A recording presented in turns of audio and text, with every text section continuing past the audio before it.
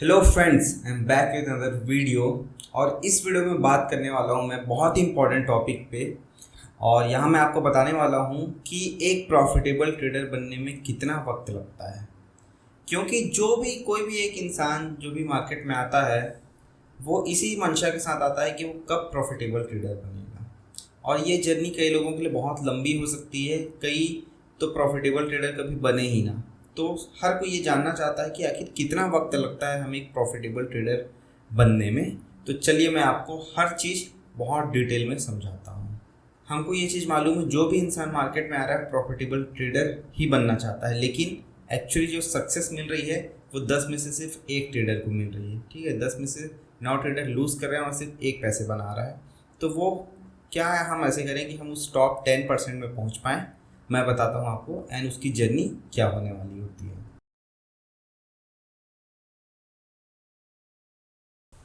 तो चलिए दोस्तों, डायरेक्ट कंप्यूटर स्क्रीन में चलते हैं और मैं आपको बहुत डिटेल में चीज़ें समझाने की कोशिश करता हूँ। ठीक है, तो फिर देखिए मैंने क्या बोला कि एक प्रॉफिटेबल ट्रेडर बनने के लिए हमको एक जर्नी को क्रॉस करना होता है। ठीक है, और ये जर्नी कैसे होती है मैं वो आपको समझाता हूँ। तो देखिए, ये जर्नी कुछ ऐसे स्टार्ट होती है कि जब भी हम सबसे पहले मार्केट में आते हैं हम सबसे पहले बेसिक चीज़ें सीखते हैं, और ये बेहद ज़रूरी है।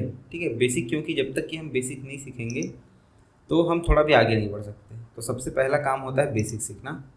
तो बेसिक सीखने के लिए हम क्या सीखेंगे कि मार्केट क्या होती है, मार्केट काम कैसे करती है, स्टॉक्स क्या होते हैं, कौन कौन से सेगमेंट में हम काम कर सकते हैं, एफ फ्यूचर्स क्या होता है, ऑप्शंस क्या होता है।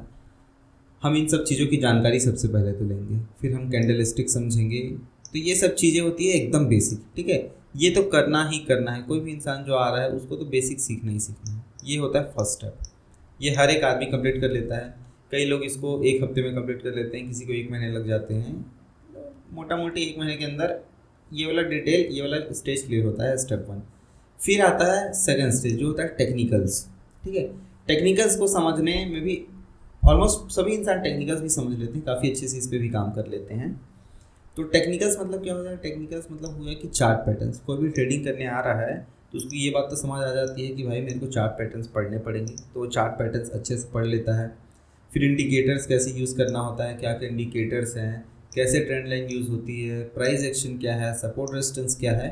तो वो एक स्टेप आगे चलकर सारे टेक्निकल्स को भी पढ़ लेता है। ठीक है, यहाँ तक भी लोग कर लेते हैं। एंड ये बेसिक्स जानने में, टेक्निकल्स जानने में किसी को 1 महीने का वक्त लग सकता है, किसी को 2 महीने, किसी को 6 महीने। तो मोटा मोटी विदिन 6 मंथ्स एक जो इंसान होता है जो कि टोटली बिगनर है, वो बेसिक्स एंड टेक्निकल्स में अच्छी पकड़ बना चुके रहता है। ठीक है, अब वो सिर्फ ये 2 चीज़ करने के बाद अब वो सोच रहा है कि भाई अब मैं प्रॉफिटेबल हो जाऊँ। ये 2 चीज़ जानने के बाद उसको लग रहा है वो तो बहुत कुछ जान चुका है, अब तो भाई मेरे को चार्ट देखना आता है, प्राइस एक्शन आता है। अब वो डायरेक्टली ट्रेड करने कूद पड़ता है मार्केट में एंड वो सोचता है कि उसको क्या हो जाए, प्रॉफिट हो जाए। ठीक है, और वो पैसा लगाना चालू कर देता है। लेकिन हमको मालूम है दोस्तों कि हमको होता क्या है, क्या प्रॉफिट होता है? बिल्कुल नहीं। क्या हमें प्रॉफिट होता है इस स्टेज पे? नहीं। उसके बाद जो स्टेज आती है वो होती है थर्ड एंड फोर्थ स्टेज, जो कि काफ़ी इंपॉर्टेंट है। जो थर्ड स्टेज होता है वो होता है साइकोलॉजी। ठीक है, अब साइकोलॉजी एक बहुत ही इम्पॉर्टेंट स्टेज होता है। अब साइकोलॉजी में 2 टाइप की साइकोलॉजी, एक तो होता है मार्केट की साइकोलॉजी और एक होता है खुद की पर्सनल साइकोलॉजी।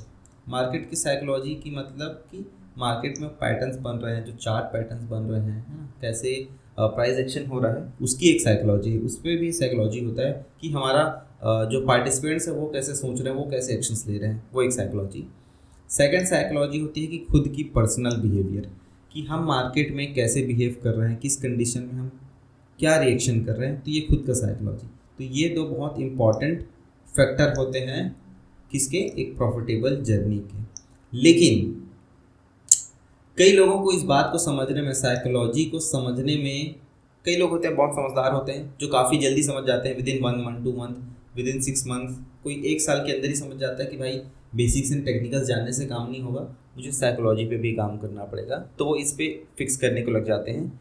और कई लोग तो होते हैं जिन्हें 1 साल 2 साल 3 साल 4 साल भी हो जाते हैं, जो समझ नहीं पाते हैं कि भाई साइकोलॉजी भी एक इम्पॉर्टेंट एस्पेक्ट है, जिसको जब तक मैं फिक्स नहीं करूँगा मैं प्रॉफिटेबल ट्रेडर नहीं बन सकता। ठीक है, तो फिर ये अपना साइकोलॉजी फिक्स करने लगते हैं।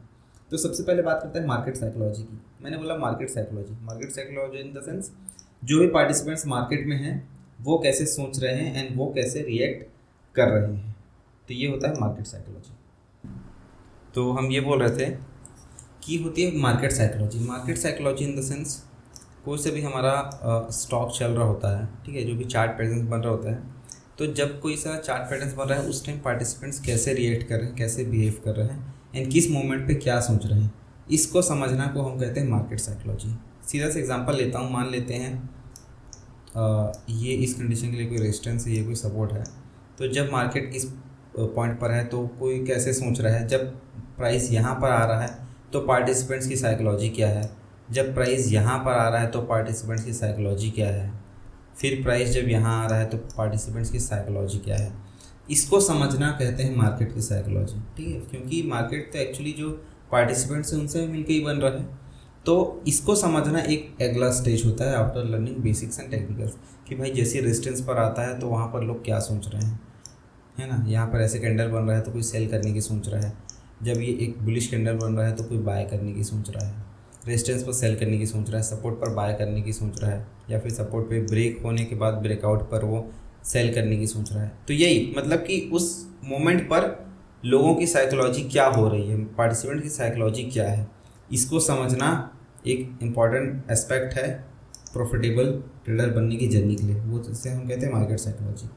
फिर होती है ओन साइकोलॉजी, खुद की साइकोलॉजी। हम क्या है, हम इंसान हैं, हमारे अंदर इमोशंस हैं, हमारे अंदर दिल है और हम एक इमोशनल प्राणी हैं, ठीक है। तो क्योंकि भाई इसमें नफ़ा नुकसान है, इसमें क्या है, मार्केट में क्या है, प्रॉफिट एंड लॉस है। जब जब पैसे का इन्वॉल्वमेंट होता है हम क्या हो जाते हैं, पैसे का इन्वॉल्वमेंट होने पर हम इमोशंस हमारे अंदर बहुत ज़्यादा कूट के आ जाते हैं, ठीक है।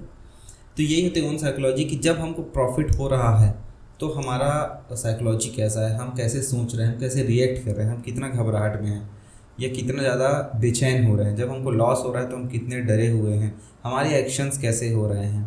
तो ये सब चीज़ों को समझना खुद की साइकोलॉजी होती है कि हम किस कंडीशन में कैसे रिएक्ट कर रहे हैं। तो इसकी स्टडी करना, खुद को समझना, खुद को जानना इज़ ओन साइकोलॉजी। तो हमको खुद की साइकोलॉजी को समझना पड़ेगा कि हम कैसे रिएक्ट करते हैं कैसे कंडीशंस पे, और हमको उसको समझना है और किस साइकोलॉजी पर हम एक प्रॉफिटेबल ट्रेडर बनेंगे और एक प्रॉफिटेबल ट्रेडर की साइकोलॉजी क्या होती है, हमको ये समझना एक बहुत ही इंपॉर्टेंट एस्पेक्ट है। जब तक हम इन दो साइकोलॉजी को फिक्स नहीं करेंगे प्रॉफिटेबल ट्रेडर नहीं बन सकते। एक बार जब हम ये चीज़ को समझ चुके हैं, ठीक है, साइकोलॉजी वाला एस्पेक्ट हमने फिक्स कर लिया है, तब हम प्रॉफिटेबल ट्रेडर बनने के काफ़ी करीब आ चुके हैं। उसके बाद बस एक जो लास्ट चीज़ बचती है वो होता है रिस्क मैनेजमेंट एंड डिसिप्लिन, ठीक है। जब अगर हम टेक्निकल सीख चुके हैं उसके बाद मार्केट की साइकोलॉजी एंड खुद की साइकोलॉजी पे भी हमारी पकड़ बन चुकी है। इसका मतलब क्या है, अब हमको स्ट्रैटेजी वगैरह ढूंढने की ज़रूरत नहीं है, स्ट्रैटेजी वगैरह हमारे पास है, हम सब चीज़ की अंडरस्टैंडिंग हमारे पास है। अब बस हमारा जो काम है वो है रिस्क को मैनेज करना। क्योंकि भाई आप कितनी भी अच्छी आपकी साइकोलॉजी क्यों ना हो जाए या फिर आपके पास अच्छा स्ट्रैटेजी क्यों ना हो जाए, अगर आपको रिस्क मैनेज करना नहीं आ रहा है ना, तो हम कभी ना कभी लॉस तो करेंगे ही करेंगे। एंड कई बार ऐसा होता है कि आपके 10-10 ट्रेड के प्रॉफिट एक लूजिंग ट्रेड पूरा खा सकता है प्रॉफिट। इसलिए रिस्क मैनेजमेंट एक बहुत बड़ा एस्पेक्ट है। एक प्रॉफिटेबल ट्रेडर इसका वैल्यू बहुत ज़्यादा अच्छे से जानता है। तो साइकोलॉजी का नेक्स्ट स्टेप होता है risk management and discipline. Discipline, क्योंकि भाई जब तक कोई इंसान डिसिप्लिन नहीं है ना, वो रिस्क मैनेजमेंट कर ही नहीं सकता, वो खुद की साइकोलॉजी को समझ ही नहीं सकता। इसलिए डिसिप्लिन बहुत ही इंपॉर्टेंट एस्पेक्ट है, क्योंकि एक डिसिप्लिन व्यक्ति ही होगा जो प्रॉपर रिस्क मैनेज करेगा, प्रॉपर अपने रूल्स को फॉलो करेगा, जो उसने सिस्टम बनाया है कि उसको कब ट्रेड करना है कब ट्रेड नहीं करना है, वो सब चीज़ों को फॉलो करेगा। इसलिए डिसिप्लिन बहुत ज़्यादा ज़रूरी है। खुद पे कंट्रोल, खुद के एक्शंस पे कंट्रोल जब तक इंसान को नहीं आएगा तब तक वो प्रॉफिटेबल ट्रेडर नहीं बन सकता है। तो यही वो 4 स्टेप है एक सक्सेसफुल ट्रेडर बनने की जर्नी के। आई होप आप लोग को यहाँ तक बातें काफ़ी क्लियर होगी। बेसिक चीज़ें बता रहा हूँ, बेसिक्स 1 हफ्ते के अंदर क्लियर हो जाता है, टेक्निकल्स 1 वीक 20 डेज 1 महीने के अंदर क्लियर होता है। जिसको जितना जल्दी समझ आ जाए कि मेरे को अपने साइकोलॉजी को फिक्स करना है, खुद की साइकोलॉजी, फिर मार्केट में पार्टिसिपेंट की साइकोलॉजी को समझना, अगर वो सीख जाते हैं फिर सिर्फ लास्ट स्टेज बचता है, वो होता है रिस्क मैनेजमेंट एंड खुद पे कंट्रोल एंड डिसिप्लिन। अगर ये सब 3 एंड 4 को अगर कोई फिक्स कर लेता है, प्रॉफिटेबल ट्रेडर बनने से उसे कोई नहीं रोक सकता है। तो आई होप दोस्तों आपको ये वीडियो पसंद आई होगी, वीडियो पसंद आई प्लीज़ वीडियो को लाइक करें, दोस्तों के साथ शेयर करें।